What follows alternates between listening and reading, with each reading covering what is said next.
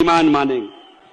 ये याद रखो, ये देश का इतिहास है और इस देश को आजाद कराने के लिए जिस ताकत से पूर्वजों ने लड़ा और आज भारतीय जनता पार्टी के लोग हमें पाठ पढ़ाते हैं।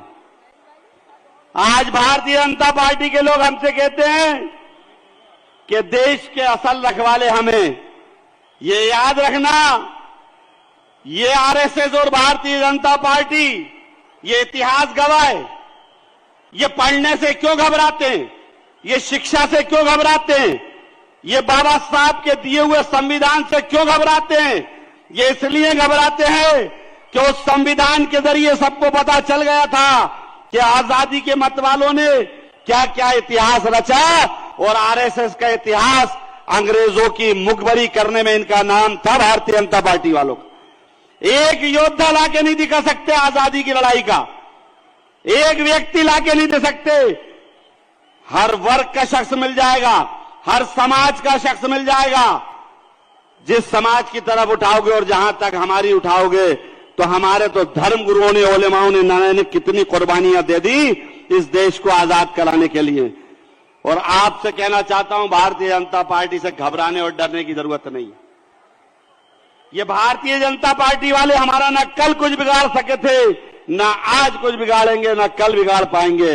भारतीय जनता पार्टी वाले तो जो कामयाब होते हैं वो हमें अपने आप को दबाने से हो जाते हैं। हमारे आपसी लड़ाई, हमारे आपसी इख्तलाफात, हमारे आपसी मतभेद का फायदा उठाकर भारतीय जनता पार्टी छल और कपट के दम पर सत्ता में आती है। अगर सच्चाई है कि अगर कांग्रेस ही सही से खड़ा हो जाए और घुटना रख दे तो भारतीय जनता पार्टी वालों की चींचें निकल जाएगी।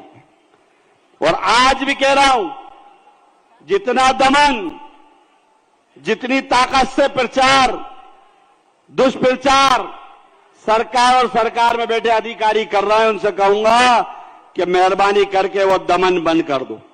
इन इलाकों में रात दिन शिकायतें आती हैं, जिला प्रशासन की शिकायतें आती हैं।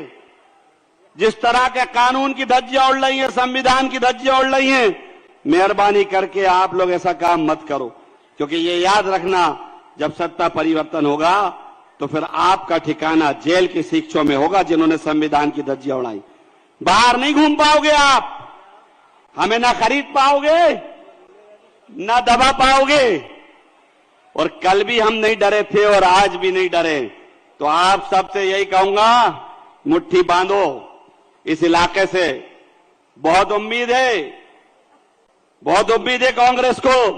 यहां बैठा एक एक शख्स जब यहां से घर जाए तो मध्य प्रदेश की मां बहनों के साथ जितने रेपिस्ट के केस हैं वो याद रख लेना।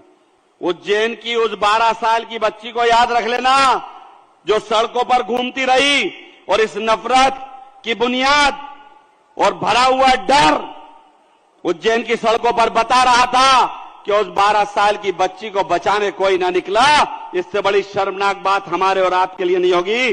और जब ये प्रचार बाहर होता है तो मध्य प्रदेश शर्मसार होता है, और जब मध्य प्रदेश शर्मसार होता है तो हम सबको बहुत अफसोस होता है। आपको इस विश्वास के साथ कि कांग्रेस की सरकार बनेगी तो घर घर जाकर बता दो।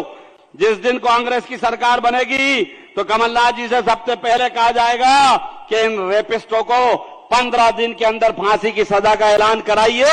ये रेपिस्ट जिस दिन फांसी की सजा पर चढ़ने लगेंगे, हमारी बच्चियां महफूज हो जाएंगी। आओ, जय हिंद, सब मिलकर लड़ेंगे। धन्यवाद, शुक्रिया।